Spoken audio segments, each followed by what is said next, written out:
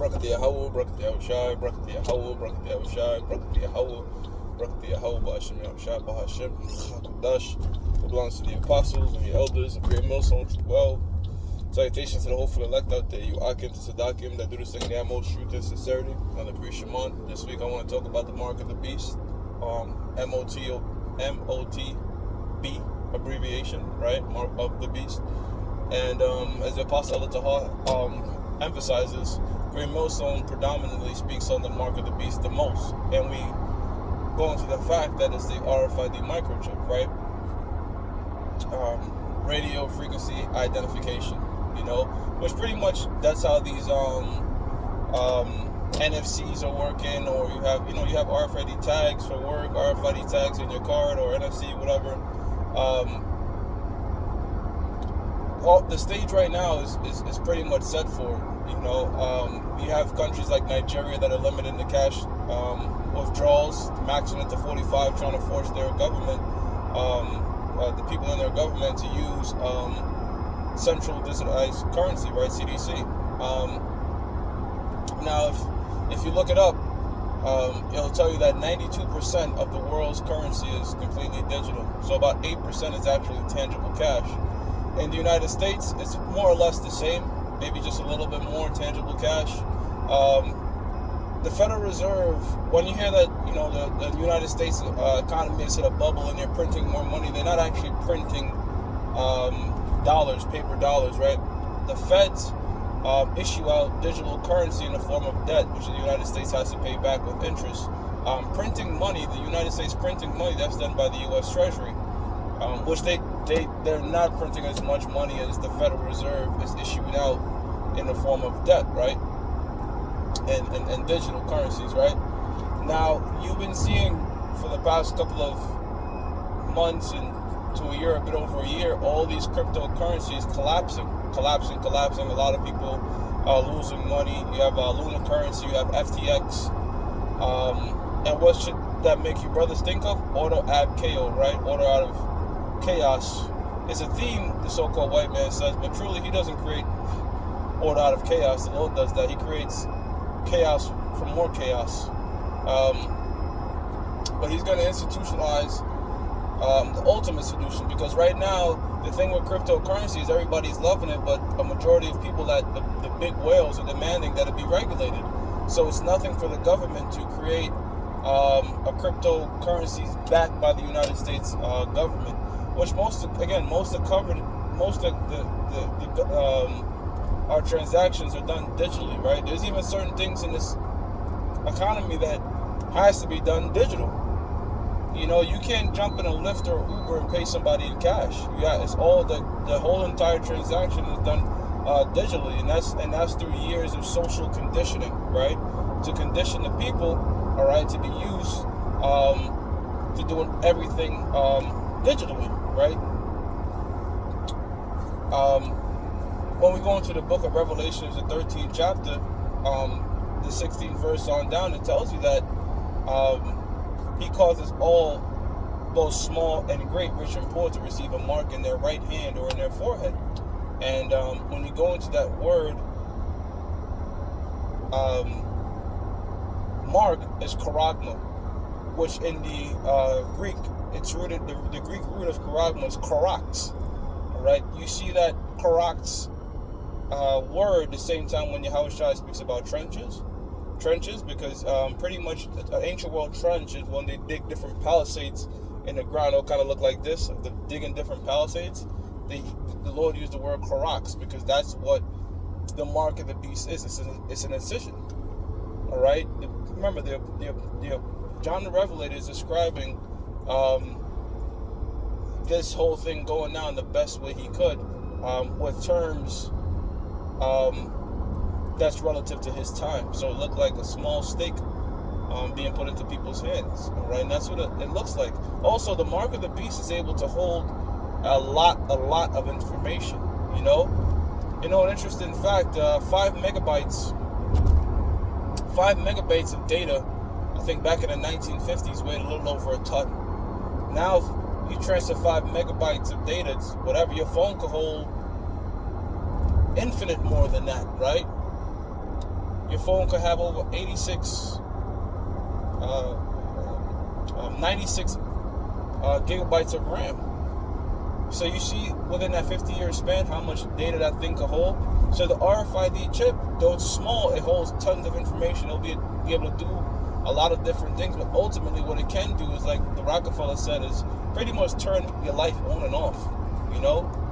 Just like how I said, you can't jump into an Uber or Lyft without having an app. Certain people will take cash to do it, all right? But imagine if every single thing was like that, where you can't use cash transactions, all right? This is how come they collapsed a lot of small business during 2020, right? Because small businesses operate somewhat autonomous of the government. But the goal is to collapse all those and to just have one big block mega stores, a whole bunch of like Walmarts and BJ's and Costco's, if you will, or Home Depot's, pretty much where you go, one spot where people go for the one of all their things. That way it's easier to pass legislation to say, look, only take this particular chip, because you can't go to no small pop and mom stores anymore. You have to go to this major corporation, which they will already be juiced in, and it will be less resistant, all right, from the small business owners trying to help out his local community.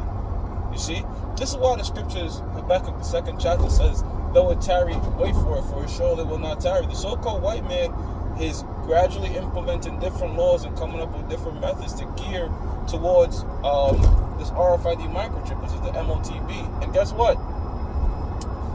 He's extremely patient. But a lot of the patient Rothschilds and Rockefellers and the Queens, the old oligarchs are dying off.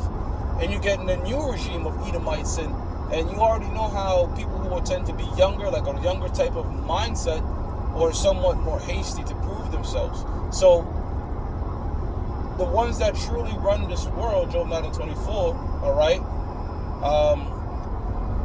don't be surprised if they say, you know what, man, our fathers have been very slow, but now in our reign we shall be more expedient, or expedite our enterprise, our new world order, if you will. And the sooner they do that, the better, because the scriptures in the book of Job says, when he's about to fill his belly, he shall be in straits. So the sooner they move towards the MOTB and pushing this thing, the sooner we get up out of here. You know, that's why the scriptures say hasten the day. Part of hastening the day, all right, is a so-called white man doing his part, all right, to hasten these prophecies, to bring hell down and wrath down upon the citizens of the world. Okay? And there's going to be a lot of resistance. There's going to be a lot of pandemonium. But as Apostle El Tahar said, they could do it in different steps. They could do it gradually. All right? Wherein it's okay, you don't have to do it. Then eventually, you know, you can't do shit unless you have it. They could do a cyber attack. Collapse all forms of digital identification and digital things that we use, and say the only way we can move forward is if things are tied biometrically. If we could biometrically prove your identity. So these guys, these elites, Psalm 64, the secret councils that they come together with, they have many different think tanks, all right, on how they should go about doing this thing, all right, what they should do to push it forward, you see? But the deceived and the deceived are his. So as the Apostle El Tahar said, the MOTB really is a Lord's program. You know what I'm saying? This whole thing is of Yahweh Ba'Shem Yahushua. Okay? This whole thing is of Yahweh Ba'Shem Yahushua. And when these calamities befall the world, it's going to be the hour of temptation. It's going to be a very difficult time for those that serve the Lord, you know, because when that situation happened in 2020, there were certain particular ways to circumvent not getting that thing, all right, and still find ways to work or whatever. But with this thing in your hand,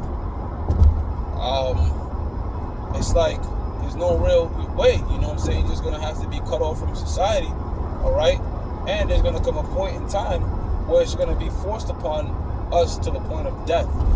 You know, because the scriptures speak about the faithful unto death, right? Because not every brother has the same amount of faith, but some brothers are faithful unto death. Those brothers that have that disposition of faith are going to be put in those situations, you know. So as we move towards a slowly, again, 92% of the world currency being digital, soon it's going to be 93, 94, 95, 96, and then you get it. See? This is how the so-called white man operates. Gradualism. Okay? He's like a leaky faucet. You know, like a leaky faucet, if not kept on check, it could keep dripping. You're like, oh, it's just one drop. But in amount of years, it could corrode everything. You see? It could corrode everything. So this is how the so-called white man operates, man.